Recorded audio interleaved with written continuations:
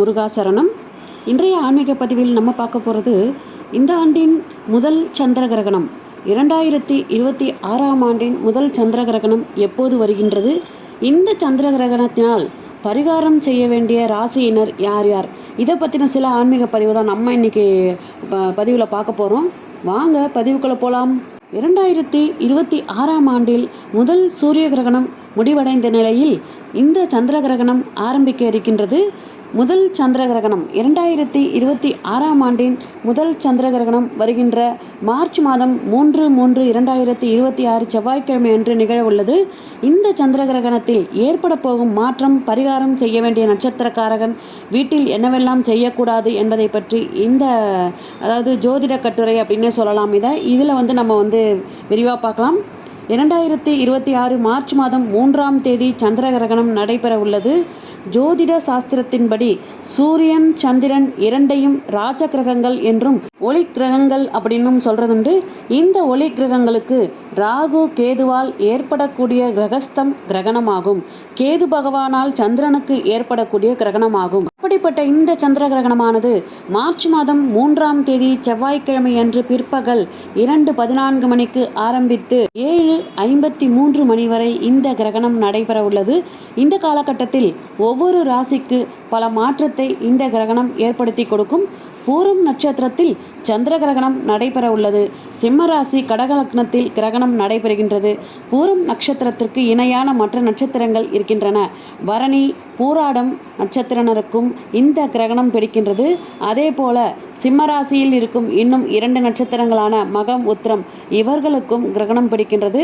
பரணி பூரம் பூராடம் மகம் உத்திரம் ஆகிய 5 நட்சத்திரக்காரர்களுக்கு கிரகணம் பிடிப்பதால் கிரகண சாந்தி செய்து கொள்வது நன்மை பயக்கும். இந்த சந்திர கிரகணமானது இரவு 7:53 வரை இருப்பதால் இரவு 8 மணிக்கு குளித்துவிட்டு கிரகண சாந்தி செய்து கொள்வது மிகப்பெரிய நன்மையை தரும். கிரகணத்தால் வரும் தாக்கத்தை அது கட்டுப்படுத்தும். இந்த கிரகண நேரத்தில் கர்ப்பிணி பெண்கள் கவனமாக இருப்பது மிகவும் நல்லது. இந்த நேரத்தில் கர்ப்பிணி பெண்கள் வெளியில் வருவதை தவிர்ப்பது நல்லது. வீட்டில் ஜன்னல்களை அடைத்து வைத்துக் கொள்வதும் நன்மை தரும். உணவு விஷயத்தில் சாப்பிடுவதில் மிக கவனமாக இருக்க வேண்டும். கிரகணம் பிடிப்பதற்கு 6 மணி நேரத்திற்கு முன்பே சாப்பிட்டு கொள்வது நன்மை. வயிறு சுத்தமாக இருக்க வேண்டும். இல்லையெனில் இந்த கிரகண நேரத்தில் வயிற்றில் இருக்கும் உணவுப் பொருட்கள் விஷத்தன்மையோடு மாறக்கூடும் அப்படின்னு சொல்லப்படுது. அதனால் உணவுப் பொருட்கள் தண்ணீரில் தர்பை புல்லை போட்டு வைப்பது நன்மை தரும். இல்லை என்றால் அருகம்புல் துளசியை போட்டு வைப்பது நன்மை தரும். சந்திர கிரகண காலத்தில் இஷ்ட தெய்வம் குலதெய்வம் மந்திரத்தை சொல்லிக்கொண்டே இருப்பது நன்மை தரும்.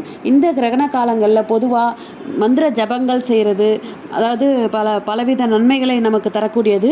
உங்கள் பெயருக்குரிய கடவுளின் மந்திரங்களை சொல்வதும் நன்மை தரும். இந்த நாளில் திதி கொடுக்கலாமா? அமாவாசை மற்றும் அந்த நாளில் மட்டும்தான் நம்ம திதி கொடுக்கணும் அப்படின்னு சொல்லுவாங்க. இந்த கிரகண நாளில் நாம் திதி கொடுக்கலாமா? சந்திர கிரகணம் நடைபெறும் மார்ச் 3ஆம் தேதி அன்று பௌர்ணமி. அதனால் முன்னோர்களுக்கு திதி கொடுப்பவர்கள் மார்ச் 4ஆம் தேதி திதி கொடுக்கலாம். சந்திர கிரகணத்தால் நிகழும் மாற்றங்கள் அப்படின்னு பார்த்தீங்கன்னா, சந்திர கிரகணம் நடைபெறதால வடக்கு பகுதிகளில் அதிக அளவில் மழை பெய்யும், காடுகளில் மழை பெய்யும். கிரகணம் ஏற்படும் மாற்றத்தால் பிற்காலத்தில் நில அதிர்வு ஏற்படலாம். கிரகணம் ஏற்படும் காலகட்டத்தில் மீனராசியில் சுக்கிரன் சனி ஆகிய கிரகங்கள் இருக்கின்றன. 10 நாட்களுக்கு பிறகு சூரியனும் வந்து சேர்ந்து கொள்கின்றார். செவ்வாய் பகவானும் சேர்ந்த பின்பு அணு உலைகளால் நாட்டில் பிரச்சனைகள் ஏற்படுவதற்கான வாய்ப்புள்ளது. அரசியல் துறையினர் கலைத்துறையினருக்கு பிரச்சனை ஏற்படும் என்பதால் இவர்கள் அனைவரும் பாதுகாப்புடன் இருப்பது நல்லது. இது போன்ற ஆன்மீக தகவல்களை பெற நம்ம சேனலை உடனே சப்ஸ்கிரைப் பண்ணி சப்போர்ட் பண்ணுங்க. நன்றி, வணக்கம்.